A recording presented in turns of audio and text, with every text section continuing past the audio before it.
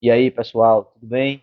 Sejam bem-vindos ao meu canal no YouTube, esse espaço no qual nós vamos falar sobre direito empresarial, principalmente, mas também temas culturais pelos quais vocês se interessem e que vocês queiram ver aqui no canal.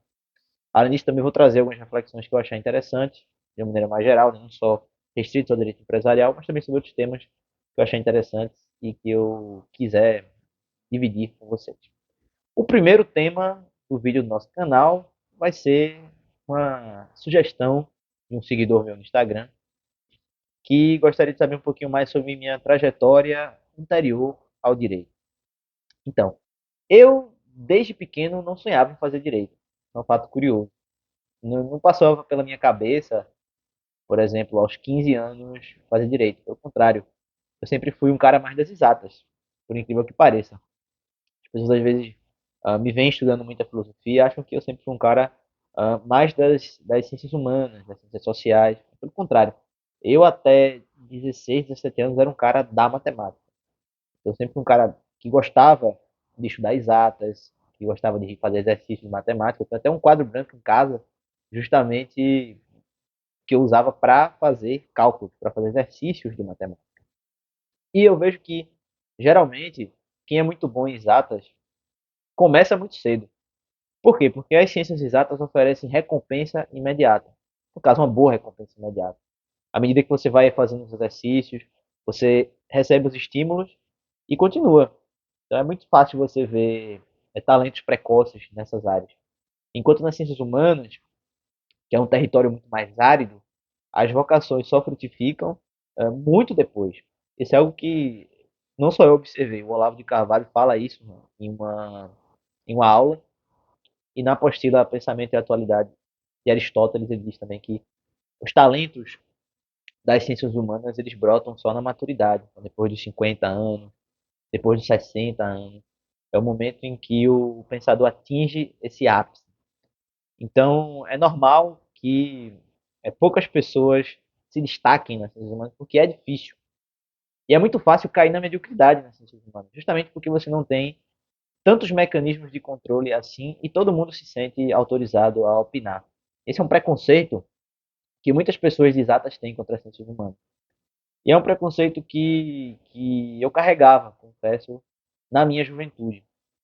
Porque nós vemos aí muitos pensadores, entre aspas, que falam, falam, falam, e não trazem contribuição nenhuma para o debate.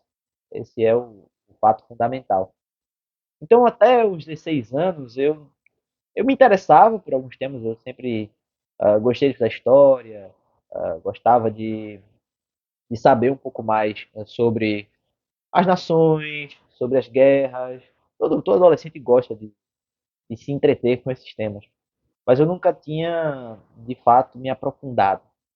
E foi nos 16 anos, naquele momento em que eu já havia passado, né, no curso técnico, eu fiz um curso técnico de mecânica, não cheguei a concluir, porque eu não fiz o estágio, mas eu fiz os 4 anos, cursei todas as cadeiras, e conheci um pouco mais desse universo das engenharias, que é a sugestão mais óbvia, talvez, para quem queira fazer exatas, para quem goste de exatas. E lá eu percebi que, de fato, aquele universo não era meu, principalmente por causa do desenho. Paguei desenho na época do curso técnico e eu não gostei, reprovei a disciplina por um extravio de um desenho.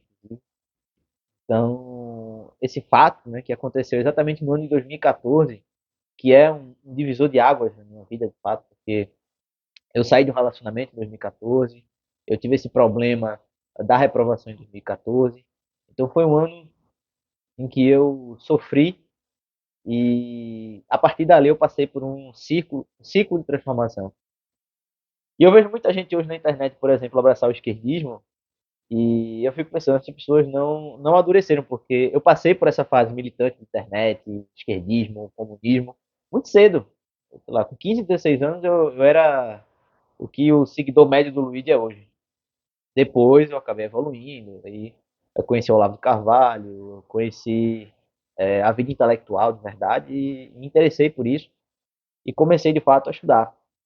Então, eu comecei a aprender idiomas, eu comecei a estudar filosofia, eu li muitos artigos do Olavo nessa época. Foi legal porque desenvolveu muito a minha habilidade de texto.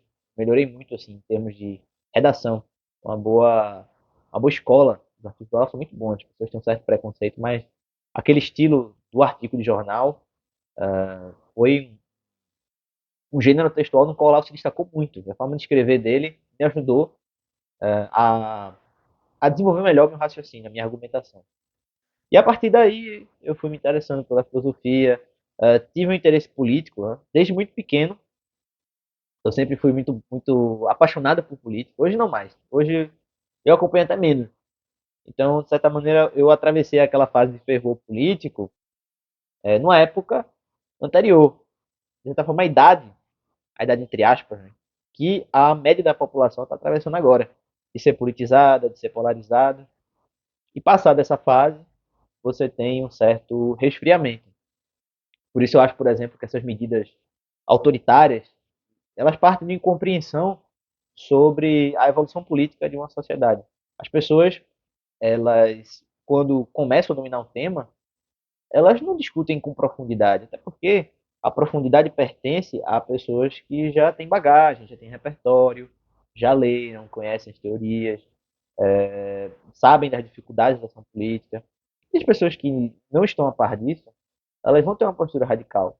Por quê? Porque essas pessoas pensam em termos de esquemas mentais muito fáceis. Então eu passei por essa fase cedo.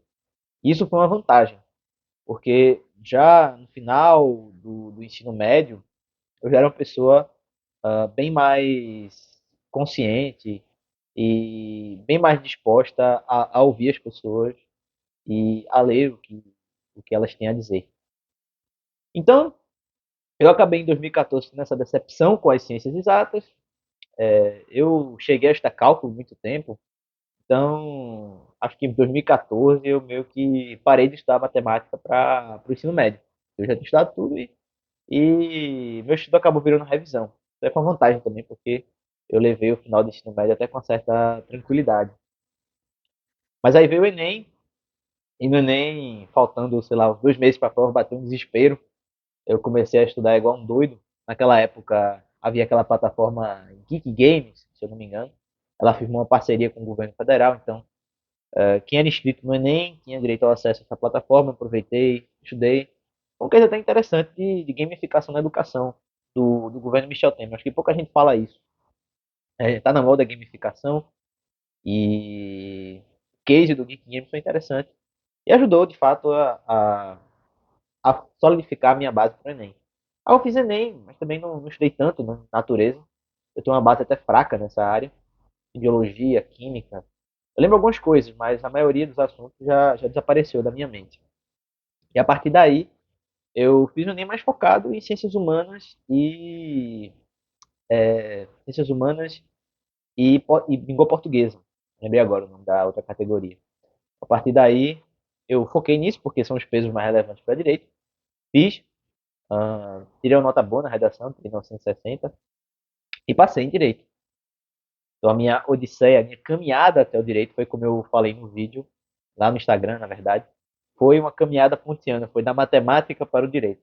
É claro que sem a mitologia pontiana, sem a grandeza do Ponte Miranda, humildemente, mas foi uma trajetória da matemática para o direito. Mas eu acredito que tenha sido uma boa escolha. Eu acho que, de certa maneira, ter feito direito não é algo de que eu me arrependa. Eu acho que eu fiz uma boa trajetória. O que eu senti falta, particularmente, foi de desenvolver mais o networking. Só que isso ocorreu à minha revelia, porque nós atravessamos, em 2020, um período de calamidade, de fechamento, de modo que eu não poderia fazer network de maneira presencial de uma forma ou de outra. Eu estava dentro da minha casa, aliás, de maneira análoga de todas as pessoas. Todas estavam dentro das suas casas, sem poder interagir. Então, esse é o único arrependimento que eu levo. Eu acho que faltou isso. É até uma lacuna que eu tento suprir agora, depois de formado. Eu acho importante, né? Um conselho que fica aí para quem vai fazer graduação em Direito, construa bons relacionamentos, porque, sobretudo em estados encaminhada para a democracia, digamos assim, os liames pessoais, eles falam. Se você gostou desse vídeo, deixe seu like, se inscreva no canal, ative o sininho e compre no link abaixo pela Amazon, porque assim você ajuda o nosso trabalho. Forte abraço e até a próxima.